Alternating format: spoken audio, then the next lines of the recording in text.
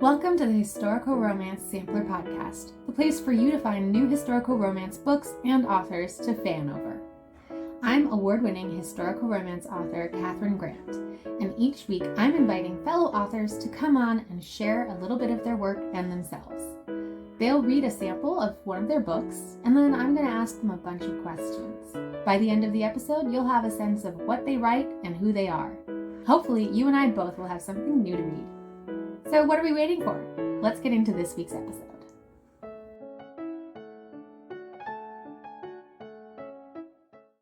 All right, well, I am so excited. Today I am joined by Misty Urban. Misty fell in love with stories at an early age and has spent her life among books as a teacher, scholar, editor, writer, and bookseller.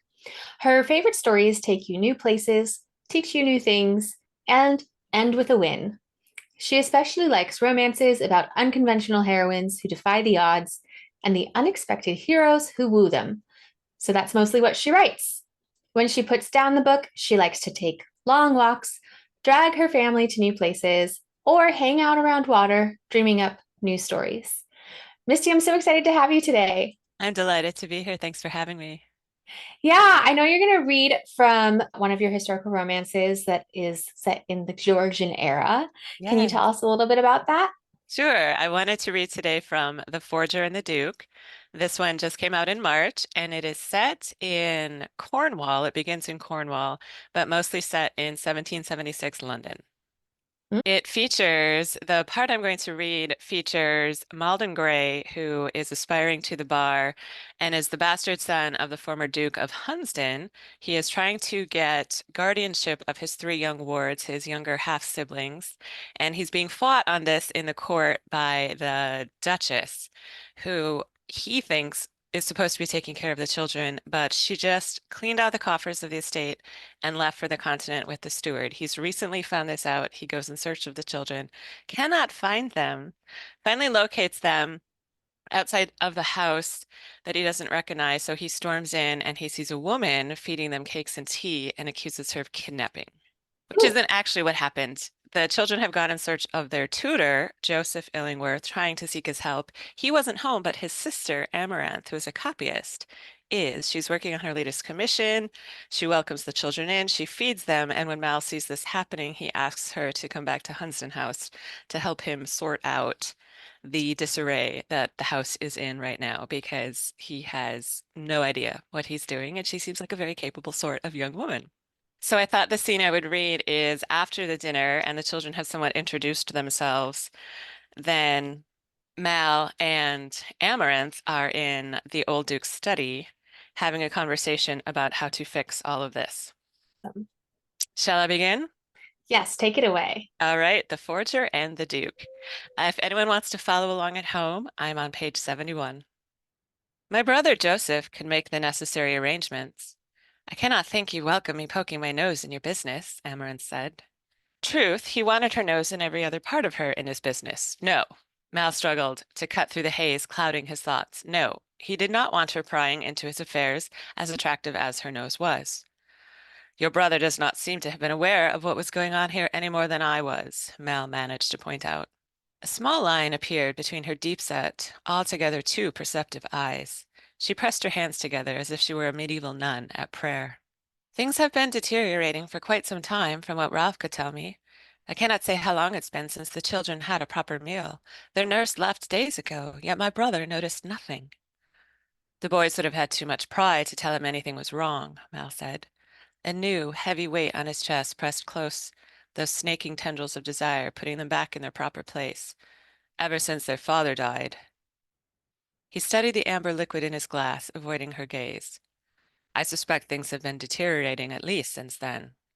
Sybil would have had nothing but contempt or neglect for them until she saw Hugh's inheritance as a way to enrich herself, and when she set herself against me, she restricted my access to the house and to them, which is why I had no notion she'd abandoned them to the servants, and the servants had abandoned them as well.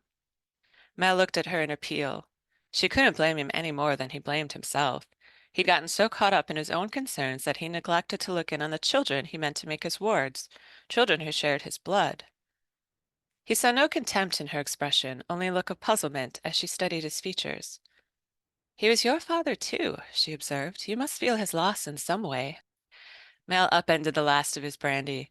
I feel the loss of his attempting to make up for the circumstances of my birth with his money, he said shortly. His passing brought a period to a bitter life that in the end descended to madness. It was a relief, if you must know. He was never a happy man. He told me once, in a maudlin fit, that my mother was the only person he ever loved, and when his father forced them apart, his life held no real satisfaction for him thereafter. That is a heavy burden for him to lay upon you, she said quietly. Mel stared at the leather surface of the table, marked with small cuts and tobacco stains. Miss Illingworth was alarmingly easy to confide in.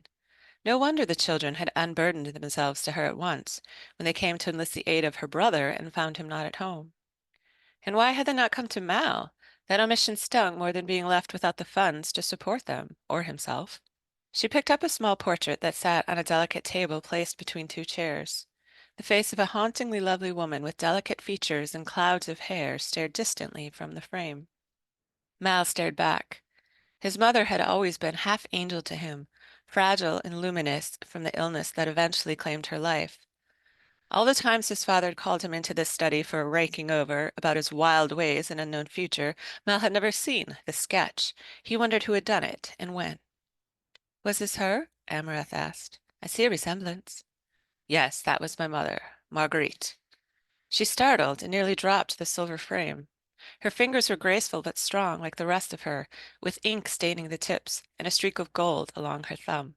Would she have styled herself Lady Verney by any chance? A light blush touched her cheek as he stared at her. I came across a book once with the name Marguerite Lady Verney inscribed in it, and I was curious about her. I'm sorry to pry. Where did you find this book? It was an old manuscript in my place I lived for a time, in Cornwall. I don't know where it is now. Her eyes fell, but not before he glimpsed the shadow that crossed her expression. So many things she was hiding from him, but he was caught in the sweep of her eyelashes as she studied the table. Miss Illingworth had the same subtle, ethereal beauty that his mother had possessed. Not the kind of assertive handsomeness that announced itself, or the kind of astonishing beauty that smacked a man across the face. Rather, she was a small, willowy shadow that stepped into a man's fractured world, and by the time she came into focus, she had somehow, magically, made everything right and calm and beautiful. It's possible your book was her. She was mad about old things. Mel took a bracing swig that emptied his glass again. I suppose my mother might have used the title. She always insisted my father had wed her properly, but of course he would have said anything to win her. No record of a legal marriage, though. My grandfather claimed that my father deceived her, and I've never doubted that he did. Mel debated whether to refresh his glass. The brandy was fuzzing his perceptions, making him think imprudent things about Miss Illingworth. Enchanting, indeed, when she sat across from him as prim and proper as a governess. He'd best get a grip on these galloping fancies. There was no self hidden beneath that drab, worn gown, no passionate heart subdued by the constraints of her station, just waiting to be awakened by a kiss. And if there were, he had no business knowing such things about her, not when he had so little to offer her in return. When my father married Christine, she became Lady Verney for a short time. Mel moved his mind back to the matter at hand. My grandfather didn't live long after the wedding, from what I understand. It was the aim of his life to ensure his heir married into a family of suitable wealth and station, and he achieved it. She set the portrait gently in its place. Mel battled the impulse to take those cool, capable fingers and press them against his aching head. And where's your mother now? She died when I was young. Dear Lord, he was becoming sentimental. He pushed the weakness aside. You're coming to know a great deal about us, Miss Illingworth, and I know very little about you. Her eyes crinkled as she smiled widely, and Mel cast about for breath. We have not even been properly introduced. Malden Gray of Bristol, aspiring to the bar. He held out his hand.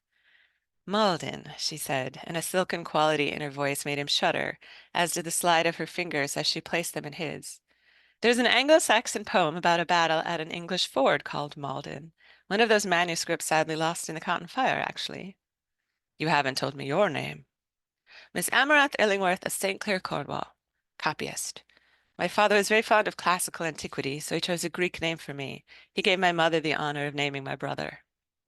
Joseph, Mel said, a Hebrew name, very different tradition. My mother's family were Portuguese conversos. She withdrew her hand. Jews who converted to Christianity so they might escape the Inquisition with their businesses and their lives. They practiced in secret for centuries, or so I've been told, but in the end my mother converted in truth and married a man bound for the Anglican Church. She held the housekeeper's volume close to her chest like a shield. He sat back. The confidence stunned him. She'd learned he was a bastard, the status he wore like a brand on his forehead, marking him as deficient. But if her family had been Jewish, then she knew something as well about being set apart. She rose and he scrambled to his feet. Very neatly she placed her glass on the shelf beneath the decanter. Her eyes traced the figurines above, all of them representing mythological half-women with breasts prominently displayed. "They are not mine," Mal said. That small, maddening smile quirked her lips again. "No, they are young Hunsdon's now, I imagine. I've seen this and worse among some of the medieval marginalia I've copied, Mr. Gray. You wouldn't believe some of the grotesques those monks could dream up. I suppose it comes from being locked away day after day with no company but other men." That was his problem as well, Mal decided. Too much time in the company of other men. That was why she'd riled his senses so potently. He moved around the table toward her as she stepped away. "I can drive you tomorrow, to the orphan place with the distressed women." Again the dance of those interesting brows. "You sound terrified at the very thought of confronting those in distress. Yet, as a barrister, I imagine you frequently encounter persons in unfortunate circumstances." "Prospective barrister. I'm waiting to be called to the bar." He hated appearing so helpless, so insufficient around her. A woman could not desire a man she pitied. "What time shall I bring the carriage round?" She hesitated, and her face went studiously blank. A slither across the back of his neck told him this was the expression she wore when she was withholding something. He was beginning to recognize it. "Edie made up a room for me here," she said. "Do you mind?" "Of course not. There are dozens of rooms." Or so he thought. Hunsdon House was not his, as nothing about the Hunsdon estate was to be his, not even the family name, and so he'd never let much of it occupy his attention. He wondered which room Miss Amaranth Illingworth would select for her own. Did she see her silk-smooth skin as best set off by the draperies in the blue room? Would she choose the oriental patterns of the jade room? Or would she, like an empress of old, demand the royal purple? He imagined her nearby in the house, going about her nightly routine, taking down her hair, drawing off her prim robe, perhaps splashing water onto her face that would run down that softly stirred neck to the collarbones hidden beneath, and he'd best stop imagining Miss Illingworth at her ablutions. He was about to embarrass himself. "Till tomorrow, then, Miss Illingworth." Had she said he could call her Amaranth? He wanted to roll the name over his tongue. It was exotic, yet robust, a name with command and presence, much like the woman. Good Lord, that brandy has turned his wits. He was behaving like a moonstruck calf, no worse. "Till tomorrow," she said softly, and her gaze held his. The flickering candlelight brought out violet shadows in her eyes, and all the air left Mal's body. He wanted to be found worthy of that calm, assessing gaze. There was no way she would ever find him worthy. The door shut behind her, and Mal smacked a hand to his head to clear it. He'd best bring himself in order. They had business to conduct, problems to solve. She had secrets he wanted very much to discover. He had gotten his first good look at Miss Amaranth Illingworth. He wanted a second and a third. How beautiful. Thank you so much. I want a second and third look at her.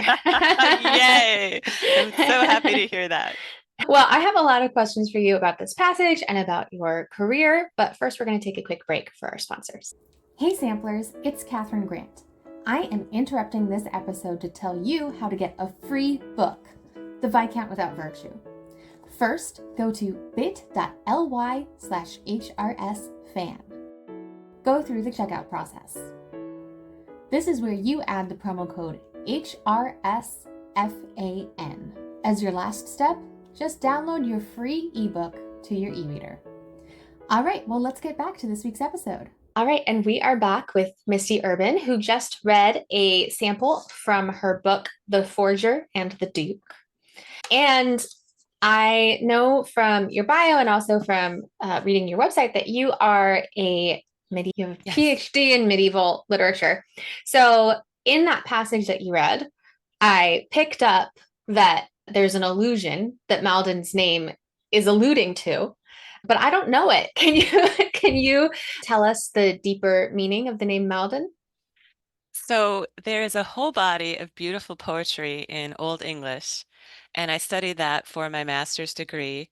I ended up researching some poetry on monstrous women who cut off the heads of warriors, but a lot of the poetry is focused on battles. And as we know, there were many, many invasions of England from the Danes, from elsewhere during the Anglo-Saxon period. And the Battle of Maldon is a very lyrical and tragic poem. It's about, if I remember correctly, an utter defeat. It's much like the Song of Roland in that respect. It's, valiant soldiers and the slaughter is wholesale. And part of the manuscript is lost, as is a lot of Anglo-Saxon work, in a fire that struck the library of Sir Robert Cotton. And this is something I mentioned in the book. It was something that always traumatized me as a scholar. It's the English equivalent of the burning of the Library of Alexandria. All that Right. literature lost. So she brings it up. She mentions it when they're at dinner. And then she mentions it again. But I really couldn't tell you if Marguerite named him Malden on purpose because she Mm. also likes medieval literature. It would be highly unlikely she had gotten her hands on a copy of that poem. I believe there's only Mm. one in existence, and Cotton had it. I could be wrong on that. Somebody Yeah. could have had a copy floating around, but I just liked the name. I didn't want Malcolm. I didn't want a different sort. I wanted Malden, I think probably because I spent so much time immersed in Anglo-Saxon poetry for my master's Yeah. degree. I love it.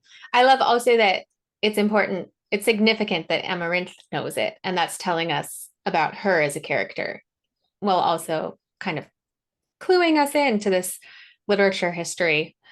Another thing I noticed about the scene that you read is this idea that, and this is something that I think we see in historical romance sometimes, the legacy of love, and that the parents had a Mm. true love that was broken.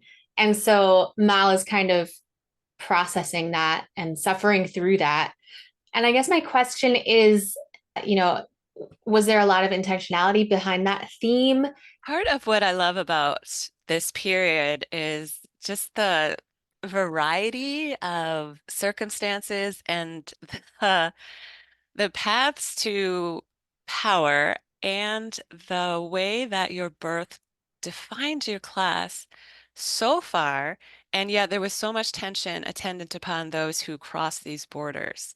So I was really interested in the idea, and this is something we see a lot in a historical romance written in previous centuries and now, this idea of social trespass. I knew he was going to be a bastard. It was going to be important to the story that he wasn't legitimate, but I wanted to think about how a duke's heir, he knew he was going to be a duke.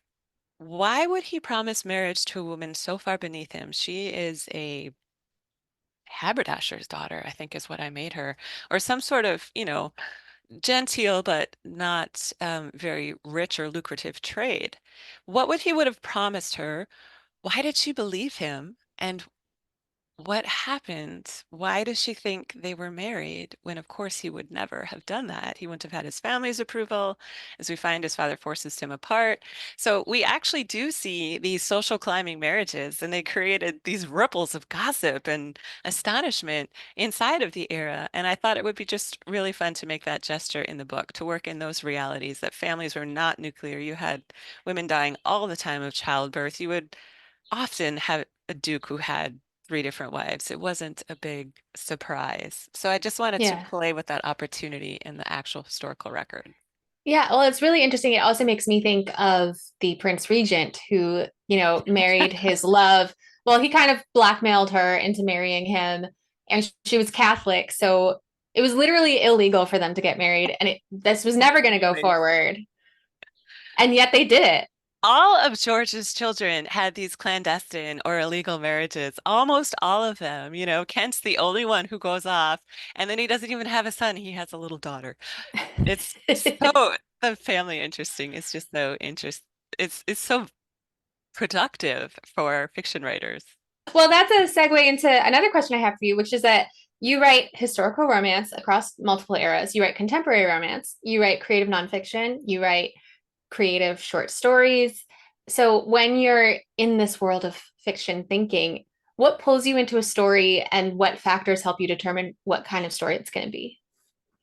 That's a great question. The quick answer is, what is the story I want to tell, and what is the effect I want to achieve?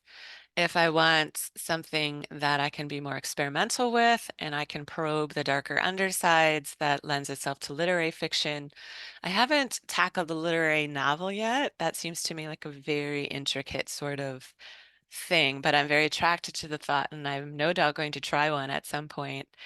But recently, I've always had a love for romance. I love reading romance. I love writing romance. I've been scribbling contemporary romances since I was really young. But I'm drawn by the structure of the romance, and I studied this for my PhD, the medieval romance, the earlier antecedents of that, and then the prose fiction that comes after.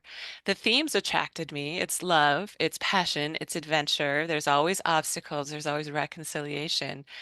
And the quest interested me as well. There's the external quest and the internal quest. So when I want to have a story that has those elements, then I think I'm drawn to the novel. I'm drawn to the romance. I save the creative nonfiction for a lot of those everyday life moments where I ask myself, what happened? How do I feel about that? So I write about that.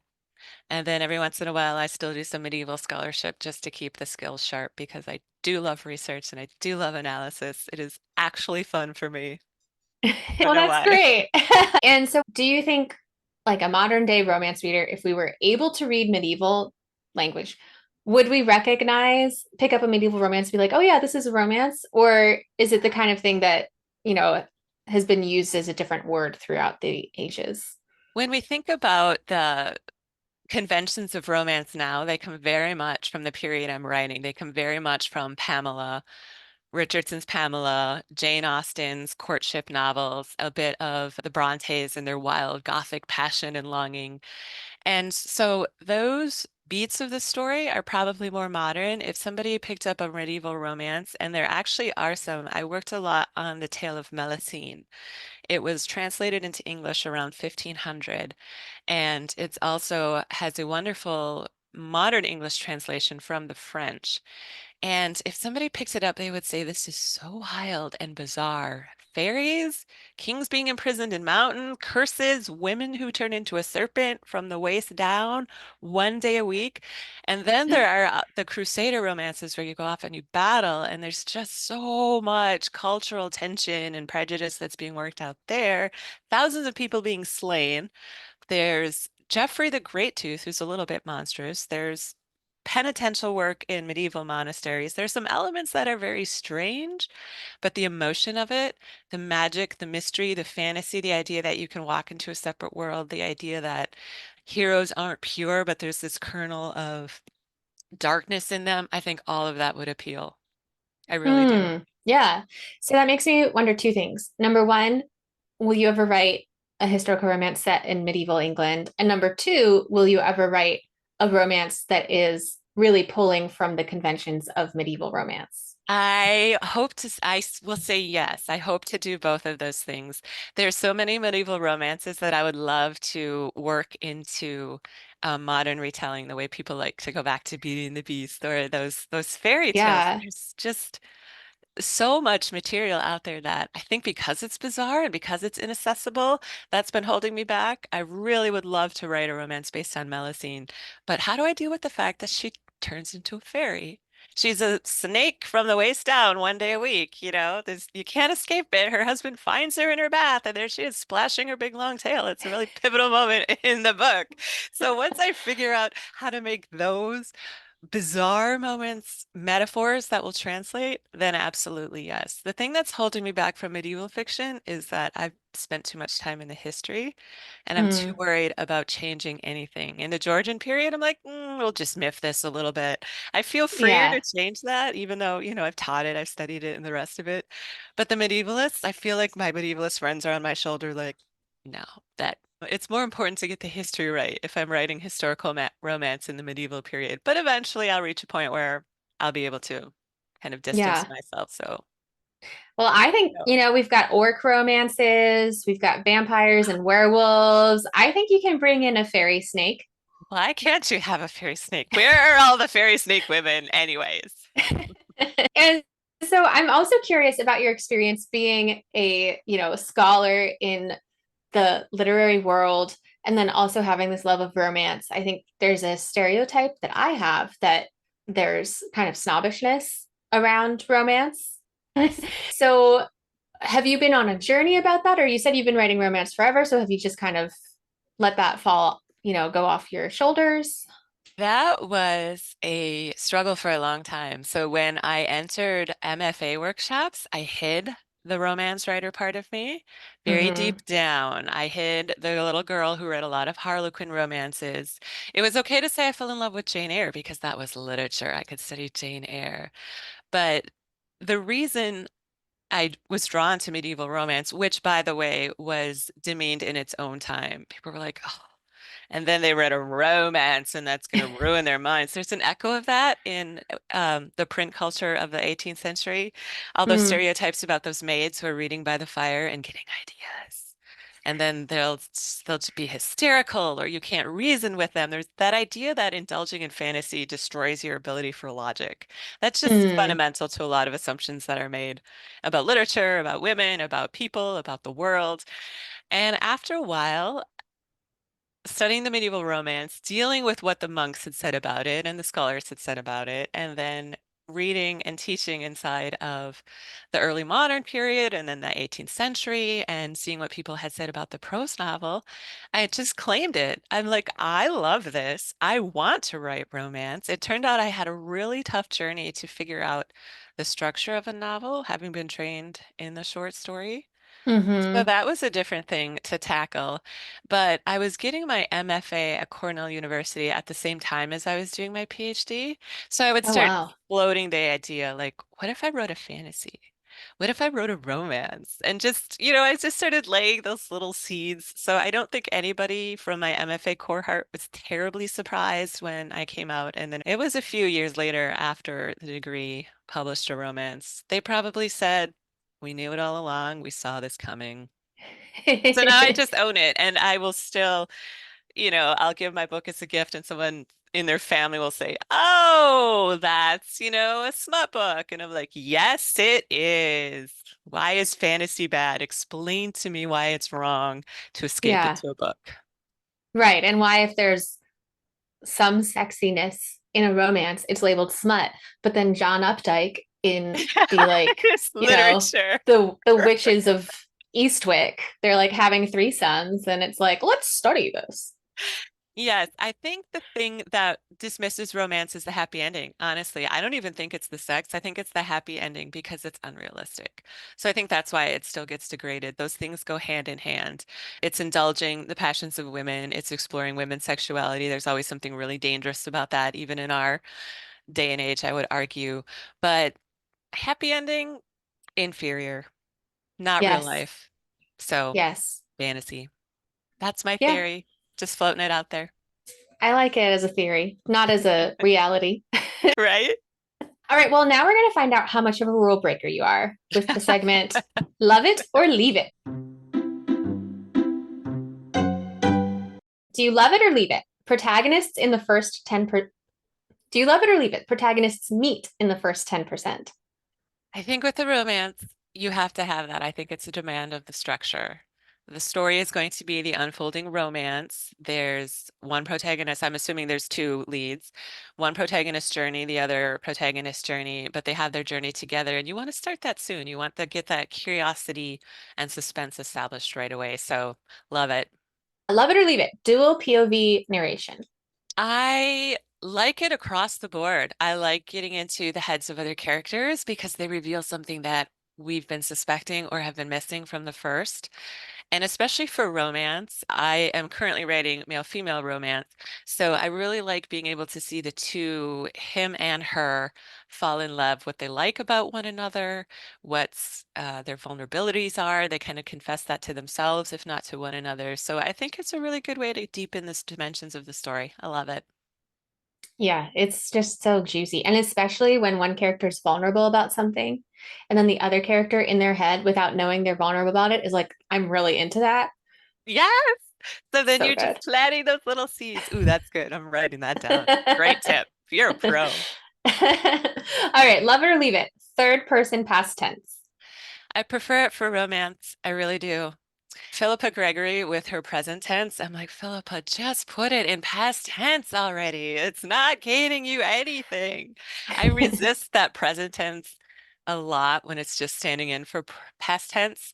If you're using it as present tense for the things that present tense can do, here we see, my literary scholarship coming out. But I'm fine with it. I've done second person point of view. I will occasionally experiment and break those rules. But again, for a lot of prose fiction, I think that third person past tense, maybe it's because it's familiar, because it's the convention, but also I think it just makes for stronger and crisper language as well. Love it. Mostly love it. All right. Love it or leave it. Third act, breakup, or dark moment.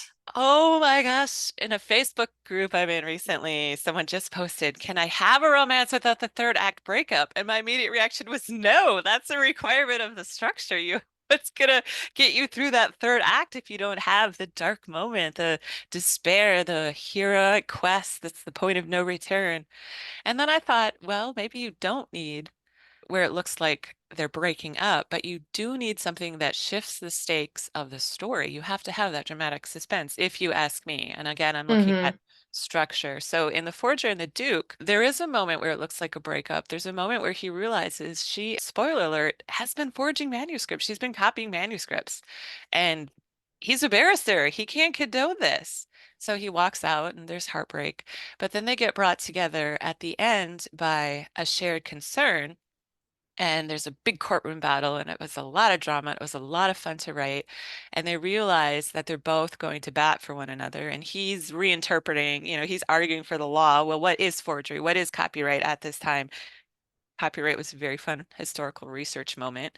And then, she's making revelations about his past. I don't want to spoil that about the book. So that brings them together and kind of repairs it. And so I think dramatically, that third act, you need that tension to keep you going. If you don't have some major turnaround or new development somewhere in Act 3, you're going to lose momentum, I think. Yeah. So I am pro the breakup, pro the dark moment at any rate. All right. Love it or leave it. Always end with an epilogue. Don't love the epilogue. I especially do not love apologies to everyone who wants to see babies. I get it. I love babies too, but to have it compulsory, there's something about like, no, you don't have to have compulsory reproduction. You don't. There are so many ways to have families. I like epilogues. It's funny because in all three of my books for ladies least likely, there's a baby or hint of a baby at the end.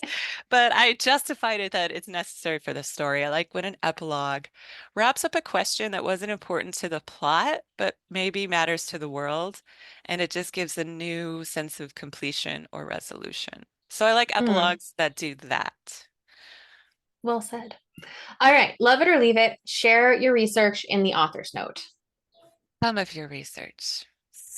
You don't need to have a manifesto or a dissertation. You do not need a 24-page bibliography in your sources. But I do love the author's note that will say, this was inspired by, or if you're interested in the Battle of Maldon, you can find it here, or, the Cotton Library actually burned and this much was lost, and those manuscripts went on to be the foundation of the British National Library, something that might extend the world for your reader or for the, nerds slash scholars like me who are curious and want to know more.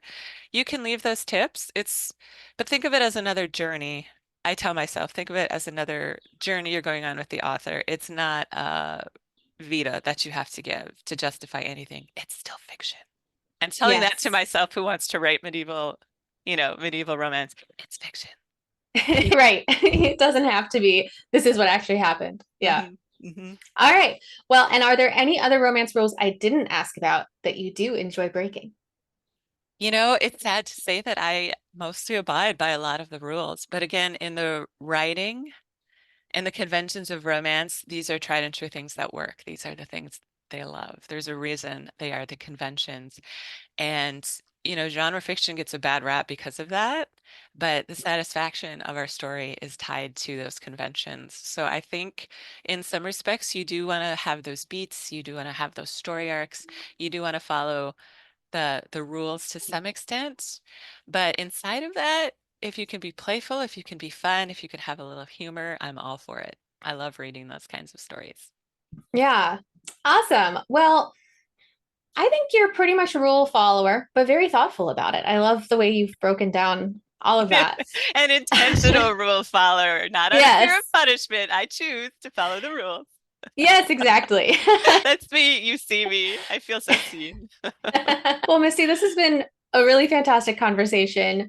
Before we go, where can readers find you and your books? So they can go to my website first, mistyurban.com, and that should have links or leads to all of my recent and forthcoming work, the historical romances, the contemporaries, the literary fiction, and also the creative nonfiction and scholarship. I think it's all there. I am on Facebook and Instagram at author Misty Urban. I am on Bookbub at Mistyurbanwrites, and I believe that is my TikTok handle as well, Mistyurbanwrites. On Amazon, you can follow me at Misty Urban, and I am on LinkedIn as Misty Urban as well. So you're everywhere. And are your books on Kindle Unlimited or are they The wide? ladies least likely are Kindle Unlimited. So the 3 historical romances are there. My contemporary, My Day as Timothy K, is wide. All right. Awesome. Well, thank you so much. This has been fantastic. Thank you. I so enjoy talking to other romance authors and readers. That's it for this week. Check out the show notes where I put links for my guests, myself, and the podcast. Until next week, happy reading.